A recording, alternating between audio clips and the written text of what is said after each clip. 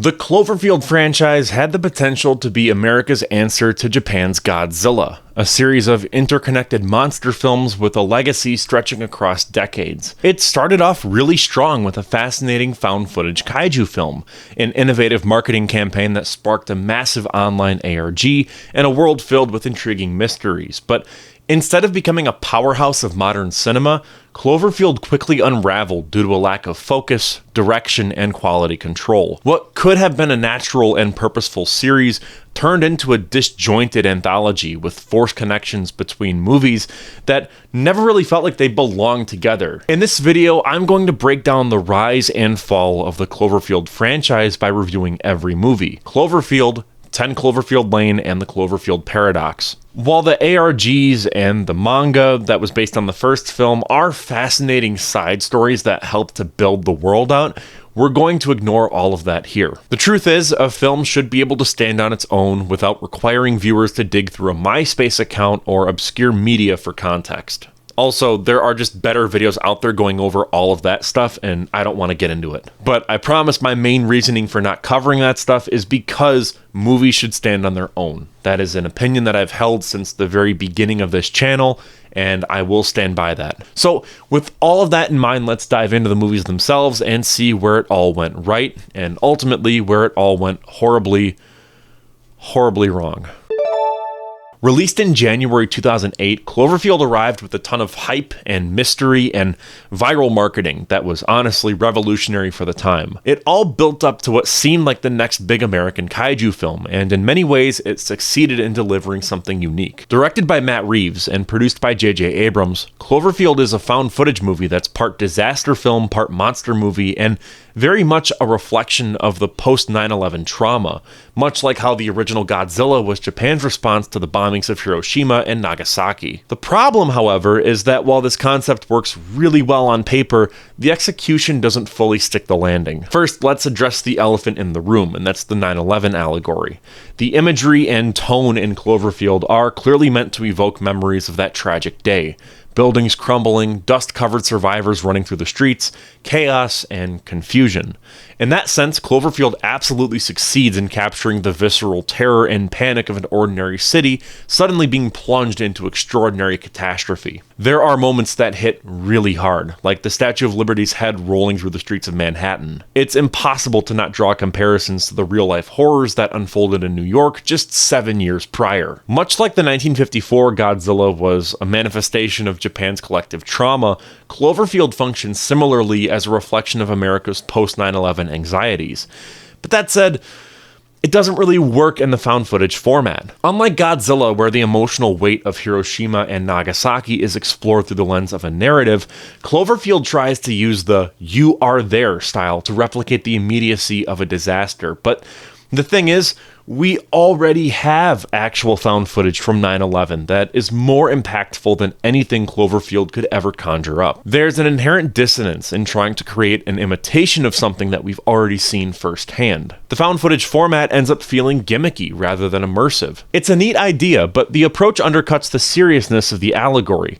Instead of grounding the film in the reality it's trying to evoke, the shaky cam, constant cuts, and frantic movements become more of a distraction. And let's talk about that camera work. I understand the intent. It's supposed to be raw, chaotic, and give the audience a sense of being in the moment, but it becomes very obnoxious very quickly. It doesn't take long before that constant jostling of the camera moves from immersive to just plain old irritating. I can't fathom watching this movie in a movie theater. Like, I would actually have motion sickness. There's a reason that South Park famously parodied this movie.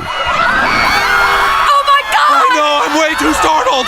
At a certain point, you're just staring at the pavement, waiting for the camera to stabilize long enough to get a clear shot of what's actually going on. Unfortunately, this technique means that we barely get a good look at the monster itself, which is a shame because the design of the Cloverfield monster is one of the most underrated aspects of the entire film. But the audience is robbed of truly appreciating it because we see so little of it. What glimpses we do get are mostly brief, obscured, or too shaky to fully admire. In a lot of ways, Cloverfield doesn't does a disservice to its own monster.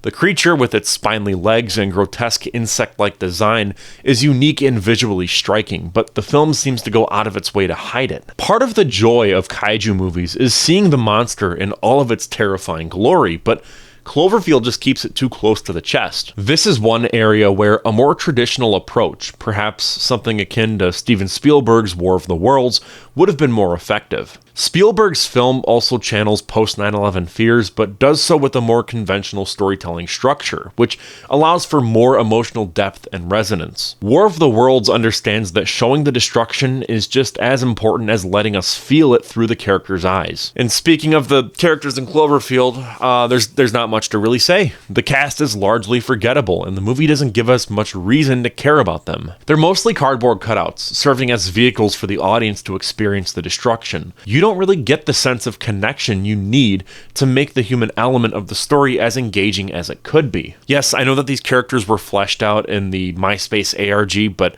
again, we're just talking about the movie here. In comparison to Godzilla, where the human drama plays a critical role in exploring the themes of fear and loss, Cloverfield gives us characters who just feel like filler. They are there because they have to be, not because they add any substantial emotional weight to the story. Now, it may sound like I hate this movie, but I kind of don't. It's like kind of meh for me. One thing I do love about it, though, is its brisk runtime. At just 73 minutes, it does not overstay its welcome. Found footage movies have a tendency to just meander, but Cloverfield keeps things tight and fast-paced. It's a constant roller coaster, which works in its favor because the format demands that level of urgency. When shit hits the fan, you feel it. Like, this is a visceral experience. I think that more found footage movies could take a lesson from Cloverfield in this regard. If you're going to subject the audience to shaky cams and chaos, at least keep the pacing lean and intense. As a filmmaker myself, I've made found footage movies, and there's this real urge to drag scenes out just for the sake of it, so I'm glad that the filmmakers behind Cloverfield had the restraint to avoid that mindset. Ultimately, Cloverfield is a fascinating experiment, but it falls short of greatness. Don't get me wrong, it is a movie worth watching, but it's hard not to wonder how much better it could have been with a more traditional kaiju movie approach. 10 Cloverfield Lane is a phenomenal thriller that masterfully builds tension, and it remains one of my all-time favorite movies. It was also a special one for me personally, as it was the first rated R movie that I ever saw in theaters. An experience that I shared with my dad, who typically hates horror movies, but even he couldn't deny how great this one was. The film succeeds on so many levels, really in its atmosphere and performances, but I'd be lying if I said that the forced connection to the Cloverfield franchise hurts it, especially in the third act. Originally, the film started as a standalone script titled The Cellar, and honestly, I wish it stayed that way. The story works best as an intense, claustrophobic psychological thriller, but the decision to rework it into a Cloverfield movie feels tacked on, especially when you hit that third act. Up until then, the movie is essentially a one-location drama. It could just be a stage play. It focuses on 3 people trapped in a bunker, with the tension ratcheting up as we try to figure out if John Goodman's character, Howard, is a survivalist genius or an unhinged psychopath. It's gripping, edge-of-your-seat stuff, and then suddenly, aliens just show up out of nowhere, almost as if the movie is trying to remind you, hey, this is a Cloverfield movie. Remember, Cloverfield is a thing? The alien twist feels forced and detracts from the beautifully tense atmosphere that had been building. I really want to make a fan edit where the movie ends with Mary Elizabeth Winstead coming out of the bunker. She cuts her hazmat suit open and then takes the mask off, and as she looks around, boom, we cut to credits. Imagine how impactful of an ending that could have been. All this death and destruction, and the final twist in a Twilight Zone-esque way was that John Goodman's character was actually just insane, and he was lying to everyone. However, that also doesn't really make much sense because there's that one woman with the burned face, but maybe cut that out. I don't know. The alien stuff is just so stupid. It really is. But despite that alien misstep, the movie still works exceptionally well as a psychological thriller. John Goodman delivers what I consider an all-time career best performance as Howard. He is absolutely terrifying. There's an unpredictability to him that makes him just genuinely unsettling. And this might be the most zoomer thing that I've ever said, but this dude just has an aura to him. There's something about him that's so intensely intimidating without having to shout or scream. His quiet menace, his bursts of violence, his strange brand of vulnerability Goodman taps into all of it to create one of the most memorable and horrifying characters in recent memory. He has moments where he opens up about his daughter, and then in the next scene, he's like threatening to shoot someone. Like, it is just, you want to connect with him because he's very clearly a damaged person, but then you remember, like, oh, he will probably kill me if I try to open up to him. Mary Elizabeth Winstead also deserves praise for her role as Michelle. She's an incredibly resourceful and resilient protagonist, and Winstead brings a natural strength to the character without overplaying it. She's smart, tough, and constantly thinking on her feet, which makes her survival feel earned. I honestly think that she's one of the best strong female protagonists in any movie, maybe ever. Like, she's up there with Ellen Ripley and Sarah Connor. Watching her figure out how to escape Howard's bunker is as thrilling as any action-packed monster movie can be, and her performance anchors the film from start to finish. The atmosphere is another huge win for 10 Cloverfield Lane. Dan Trachtenberg's direction is pitch perfect, creating an environment that feels suffocating and tense while playing with the audience's expectations. He builds suspense in a way that feels very Hitchcockian, constantly keeping you on edge, unsure of who or what to trust. Trachtenberg doesn't rely on cheap scares or over-the-top horror elements. Instead, he lets the performances, the close quarters, and the ever-present uncertainty drive the fear, which is why it works so well. Unfortunately, though, the film's forced connection to the Cloverfield universe feels like a hindrance.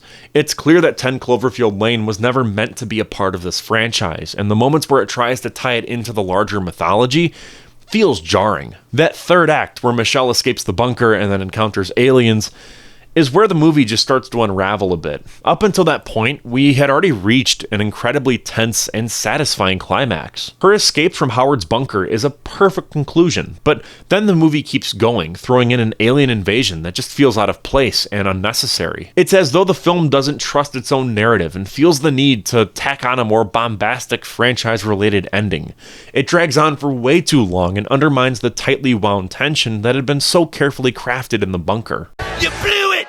You had it all and you blew it! Despite this, the technical elements of 10 Cloverfield Lane remain top-notch. The sound design in particular is incredible. Every creak of the bunker, every faint sound outside, and every bit of atmospheric noise adds to the unease, making you feel like you're trapped down there with the characters. Kind of sound related, I don't know, but the needle drop of "I think we're alone now," and then the part where Howard just starts twerking to it, cinema. As a little side note, my short film The Foxhole was heavily inspired by the basic concept of strangers being stuck in a bunker together. There's no giant monster in the movie, but it does have that ending that I really wanted, where the female protagonist character just leaves the bunker and the movie kind of ends there after this very thrilling climax where she battles the main villain in the bunker. I will never forget watching Super Bowl 52 with my family. For me, as a Bengals fan, it was really forgettable. As a game, I didn't really care all that much. I don't like the Eagles or the Patriots, so it was just kind of like, whatever. However, what made that game so memorable was the commercial for a new Cloverfield trailer, and the wildest part was the movie would be available on Netflix immediately after the game. I mean, what a genius marketing strategy. Millions and millions and millions of people are watching this game, and this was back when everyone had Netflix, so we immediately put the movie on right after the Super Bowl, and yeah. And I've got to say, in all honesty, it's the biggest piece of dog shit. The Cloverfield Paradox is easily the weakest entry in the Cloverfield franchise. It suffers heavily from being a reworked version of an original screenplay titled The God Particle. Like 10 Cloverfield Lane, the forced connection to the Cloverfield universe makes everything feel awkward and disjointed, making it a confusing, poorly executed mess. Though 10 Cloverfield Lane had fantastic writing, and this one not so much. Instead of leaning into its sci-fi potential, the Cloverfield Paradox clumsily incorporates monsters and parallel dimensions, resulting in a jumbled plot that lacks tension, originality, and emotional weight. It just felt like it wanted to be Sunshine meets Event Horizon, which it's like, you can do that, you can make that, but don't make it so obvious that when I'm watching it, I just go, this is Sunshine and this is Event Horizon just combined into one movie. The film's premise of astronauts accidentally opening a portal to a parallel universe has a ton of potential, but it's drowned out by cliches and nonsensical plot twists. Characters are forgettable, one-dimensional, and the pacing is so uneven. The film tries to tie itself into the Cloverfield universe with a last-minute monster appearance, but it feels like an afterthought, adding nothing of substance. It's also kind of weird because, like, with 10 Cloverfield Lane, the aliens, like, don't feel like something from Cloverfield. And then with this, we have a more direct Cloverfield monster in it. So to me, it's like, what was the point of 10 Cloverfield Lane ending that way? And it just feels confusing because I don't know what's connected and what isn't. I get that the point is it's trying to do like an anthology kind of thing, but it really just doesn't work. Though the concepts of alternate dimensions could have been compelling, and honestly, if you wanted to connect 10 Cloverfield Lane to Cloverfield and even this movie, that's maybe how you do it. But the Cloverfield Paradox just wastes it on silly horror elements, like a crawling severed arm that just comes off as absurd rather than actually scary. The film's rushed connections and lazy writing just make it a forgettable, disappointing addition to the franchise that I think kind of killed it. Like, notice how there hasn't been a Cloverfield movie since? Apparently Overlord was supposed to be a Cloverfield movie, but they thankfully reworked that into its own thing because God, that movie's awesome. But that's a topic for another day. So what started as a promising experiment in monster movies quickly spiraled into an uneven and disappointing franchise that never lived up to its full potential. Cloverfield could have been America's Godzilla, but instead it crashed and burned under the weight of forced anthologies and a lack of cohesive vision. It became clear that rather than carefully crafting a unified story, the emphasis was more on shoehorning random scripts into the Cloverfield name for branding purposes. Ultimately, Cloverfield serves as a cautionary tale. A franchise needs more than just a recognizable name to succeed.